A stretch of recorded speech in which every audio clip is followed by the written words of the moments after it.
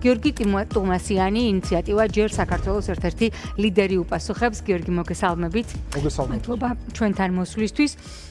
რას ფიქრობთ, რამდენად მნიშვნელოვანია და რატომ მიიჩნევა 2026 წლის საპარლამენტო არჩევნები სომხეთისთვის განსაკუთრებულ მნიშვნელობის თემად დღეს მთელს მსოფლიოში, მთელი დასავლეთისთვის და მათ შორის რუსეთისთვის?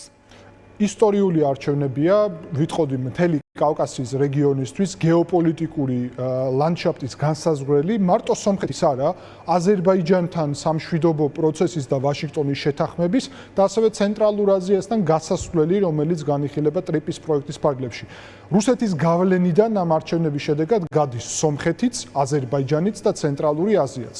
და შესაბამისად ჩვენთვის ძალიან მნიშვნელოვანია, რომ სომხეთში პროდასავლურმა მოქმედმა ხელისუფლებამ გაიმარჯვოს, რადგან ეგ პირველ რიგში შეინარჩუნებს დასავლეთის ინტერესს და ყოფნას რეგიონში, რაც გრძელვადაში ქართველებს მისცემს საშუალებას, რომ გავათავისუფლოთ ჩვენი ქვეყანაც პრორუსული მმართველობისგან და დავაბრუნოთ საქართველოს ჭეშმარიტ ისტორიულ გზას ევროპული ინტეგრაციის. მეორე მომენტი არის, რომ რა თქმა უნდა, თუ სომხეთი პრორუსულ ორბიტაზე დაბრუნდებოდა, წარმოუდგენელი ვითარება შეიქმნებოდა სამხრეთ კავკასიაში, ცენტრალურ აზიაშიც, რუსეთი აღადგენდა საკუთარ გავლენებს ამ მიმართულებით. შესაბამისად, შეგვიძლია ვთქვათ, რომ დღეს სომხეთი თან უნდა ჩავთვალოთ, რომ დანარჩენ ქვეყნებს, აი რაც ჩამოვთვალე, ევროპული ინტეგრაციის მისწრაფება არ გააჩნიათ. სომხეთს გააჩნია და სომხეთი ბუნებრივად იზიდავს ევროპის ინტერესს ფაშინიანის მმართველობის პირობებში, რაც ნიშნავს, რომ საქართველოს მიმართაც და აქ ქართულ ხალხს გულისხმობ და არა ქართულ ოცნებას, იმიტომ რომ ქართული ოცნების ინტერესი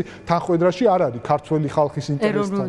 ხო, რომელიც არის ევროპული ინტეგრაცია, შესაბამისად ხალხის ინტერესთან გამოდის, რომ ფაშინიანის ხელისუფლების ხედვა თანხვედრაში და ის ხშირად თბილისშიც განაცხადა ფაშინიანმა ბრიუსელშიც ერევნიდანაც რომ საქართველოსთან ერთად ვხედავთ ჩვენს ბედს, ესე იგი ევროპაში. მნიშვნელობა აქვს ახლა ფაშინიანის ხელისუფლებაში დარჩენას, როგორც სომხეთისთვის, ისე საქართველოსთვის, მაგრამ მოდით დავსვათ შეკითხვა და შევიტანოთ სკეპსისი ჩვენს მსჯელობაში.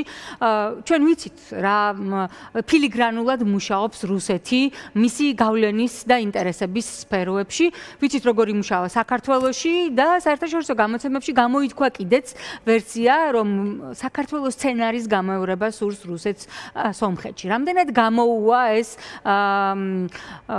სამუელ კარაპეტიანის ბიძინა ივანიშვილის ქცევა, მუშაობს თუ არა? საზოგადოებაში საუბრობენ ამაზე და ამას ემატება რუსეთის დაზვერვიდან გამოჟონილი დოკუმენტები, სადაც ამ სცენარს ამზადებდნენ.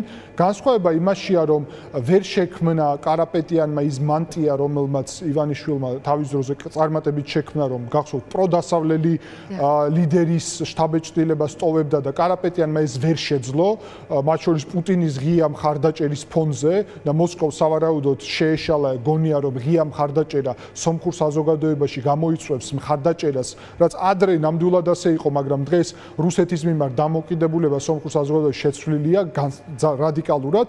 ამას ემატება ის ზეწოლა, რომელიც მიმდინარეობს, ანუ სომხეთი გადის იმ გზას, რაც საქართველოს გადიოდა 2006 წელს ემბარგოს ფონზე.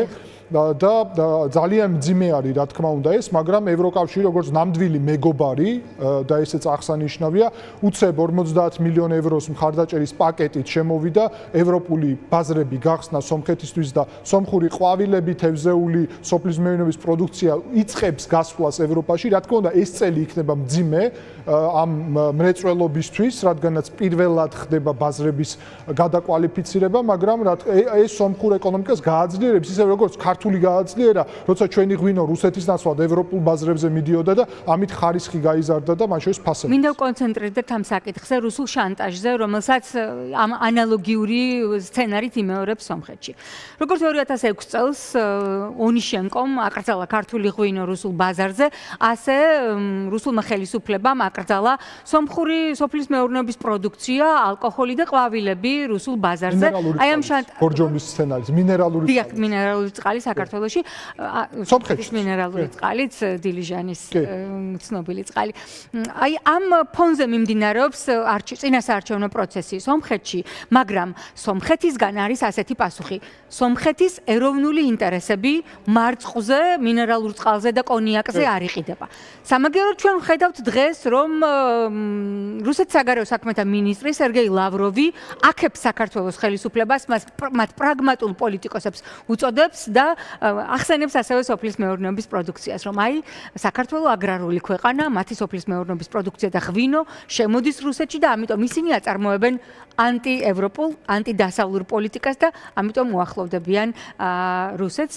პარალელურად ზუსტად იგივე ომის რიტორიკის განვითარებას ხედავთ სომხეთშიც. აშინებს თუ არა სომხეთის მოსახლეობას ეს რიტორიკა? მუშაობს თუ არა ომით დაშინება სომხეთზე, ისე როგორც იმუშავა საქართველოში?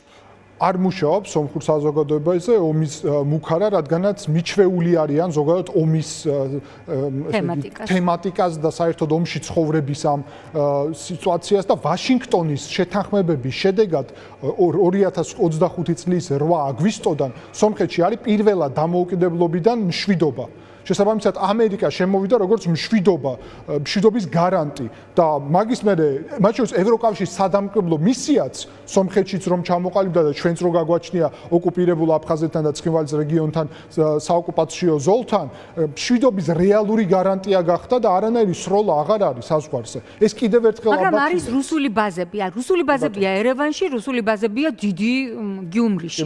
ხო შეიძლება იქ დაიწყოს ინციდენტები, ან არის თუ არა მოსალოდნელი მსგავსი ტიპის ინციდენტები და რამდენად ბრძნულად შეხვდება ამას მართლაც ბრძენი სომეხიერი. კი ბატონო, ეს ადასტურებს რომ დასავლეთი როგორც მშვიდობის გარანტი შემოდის, მაგას ვამბობდი და რუსეთის ბაზების საკითხი პირდაპირ გეტყვით რომ ბოლო წლებია სომხეთი დიპლომატიურად, მაგრამ რუსეთს ეუბნება რომ საჭიროება ამ ბაზების რაოდენობის ზრდის, ან პერსონალის როტაციის არ არის და პრაქტიკულად შეგვიძლია თქვა რომ ნაწილობრივ დაცლილი არის ეს ბაზები, უკრაინაში არის გაგზავნილი ნაწილი და აღარ ბრუნდებიან, ასე რომ სომხეთს ეს განზრახვა აქვს. უკრაინის სცენარს, რაიმე ტიპის პროვოკაციას მით უმეტეს რომ ბაზები აქვს ქვეყანაში, ამას გამორიცხავთ? არ გამოვრიცხავ იმას, რომ შეიძლება პოსტსაარჩევნოდ ეცადონ პროვოკაციების მოწყობა და ბაზა ყოველთვის არის საფრთხე, რომ იქიდან შეიძლება იარაღის მიწოდება მოხდეს დემონსტრანტებისთვის, მაგალითად, სომხეთის სპეციალური სამსახურები ამ მის შესახებ ინფორმირებული არიან, ეს დისკურსი არის შიდა საზოგადოებაში და ემზადებიან ნებისმიერი ასეთი პროვოკაციისთვის, თან დასავლეთიც ეხმარება ამ კუთხით. არსებობს კიდევ ერთი სცენარი, ძალიან სახიფათო, როდესაც რუსეთმა შეიძლება სცადოს, ასე ვთქვათ, კიდევ უფრო ფართომასშტაბიანი შეჭრა და ამ მიზნით შეიძლება ეცადოს საქართველოს ტერიტორიის გამოყენებაც. აქ ვფიქრობ, რომ ჩვენ ფართოდ უნდა განვიხილოთ ეს საკითხებიც და მე ვერანაირად ვერ მივესალმები და ვერანაირად ვერ დავეთანხმები ქართული ოცნების პოლიტიკას, რომელიც თავისი შინაარსით კაპიტულაციურ მიდგომას ასახავს ზოგადად. ჩვენ აუცილებლად უნდა ჩვენი ქვეყნის თავდაცვის უნარიანობა გავაძლიეროთ საქართველოს და აგერ სომხეთში გამართული აღლუმი დასტურია, რომ მშვიდობის რიტორიკა პარალელურად გულისხმობს ჯარის გაძლიერებას, რასაც ქართული ოცნება აკეთებს ჩვენი ჯარის მიმართულებით, როდესაც სიმბოლურ სოციალურ პროექტად აქცია, მე ვფიქრობ, რომ ეს არის ჩვენი ეროვნული ინტერესების ღალატი. ეს არის ძალიან მნიშვნელოვანი, რომ რუსეთი ეგზისტენციალური საფრთხე არის საქართველოსთვის პირველ რიგში და მოსკოვიდან ჟღერს გარკვეული მუქარები, რომ შეიძლება საქართველოს გავლით კონდეთ რაიმე სპეცოპერაციის დაწყების სურვილი სომხეთში. ეს უნდა გავითვალისწინოთ, ეს ჩვენი ქვეყნისთვის, საქართველოსთვის არის პირველ რიგში რისკი, სომხეთი თავის თავს მიხედავს ცალკეა. გიორგი, აქვე უნდა გავითვალისწინოთ იცის, რომ სომხეთის ყოფილი პრეზიდენტებიც ჩართულები არიან საარჩევნო პროცესში, როგორც რუსეთის პარტნიორები, როგორც ოლიგარქ სამუელ კარაპეტიანის პარტნიორები. რაიმე ტიპის გავლენას შეასრულებს თუ არა ასეთი ტიპის ხარდაჭერა რუსულ ინტერესებზე და რაც შეეხება მოსყიდვას. არ არის სომხეთი მდიდარი ქვეყანა, გაღარიბებული საზოგადოება აწყობს რუსეთს, ისე როგორც საქართველოში, ასევე სომხეთში და მოსყიდვის თემატიკა რამდენად იმუშავებს ამ შემთხვევაში არჩევნების ხერხემლის გადატეხვაზე. მოსყიდვის ძალიან მასშტაბური კამპანია მიმდინარეობს. ბოლო 2 თვის განმავლობაში ანტიკორუფციულმა სამსახურმა ასობით ადამიანი დააკავა ყოველდღიურ რეჟიმში სწორედ სამվել კარაპეტიანის პარტიასთან დაკავშირებული, ისევე როგორც რუსეთთან გამოგზავნილი ძალიან სერიოზული ნაკადები მოდის. შესაბამისად არსებობს ეს სცენარი, მაგრამ სამվել კარაპეტიანი მოქალაქეებს ასევე პირდება უფასო დენს, უფასო ჩინურ ფულს, ქარხანას ყველა სოფელში, ანუ ეს ყველაფერი მახსენებს რა თქმა უნდა სწორედ ივანიშვილის რიტორიკას და აშკარად აქ არის მოსყიდვის ელემენტები მათ შორის წინასაარჩევნო კამპანიის მხრივ. შესაბამისად სომხურ და ასევე ერთი ქოლგის ქვეშ გაერთიანება, როგორც საქართველოში მოხდა, ხო? ივანიშვილის ქოლგის ქვეშ გაერთიანება, ოღონდ მაშინ პროდასავლური საზოგადოება იყო. ბოლომდე არ გაერთიანებულა იქ ერთი ქოლგის ქვეშ ესმოდათ, რომ წინა ხელისუფლებასთან კარაპეტიანის გაერთიანებას ექნებოდა ნეგატიური შედეგი და ამიტომ ცალ-ცალკე მიდიან, მაგრამ წინასწარ პრაქტიკულად ნათელია, რომ პარლამენტში გაერთიანდებიან. ასე რომ არაფერი იცვლება, მაგრამ აქ არის აღსანიშნავი თეა ის ფაქტი, რომ რობერტ ქოჩერიანი წინა პრეზიდენტი, მესამე პრეზიდენტი სომხეთის აცხადებს, რომ მოსკოვთან უკვე შეთანხმებულია და რჩება მხოლოდ მათი, ანუ პრორუსული ხელისუფლების დაბრუნება იმისთვის, რომ აფხაზეთის გავზით რკინიგზა გაიხსნას რეგიონში. შესაბამისად, ჩვენ აქ ხედავთ დიდ გეოპოლიტიკურ თამაშს,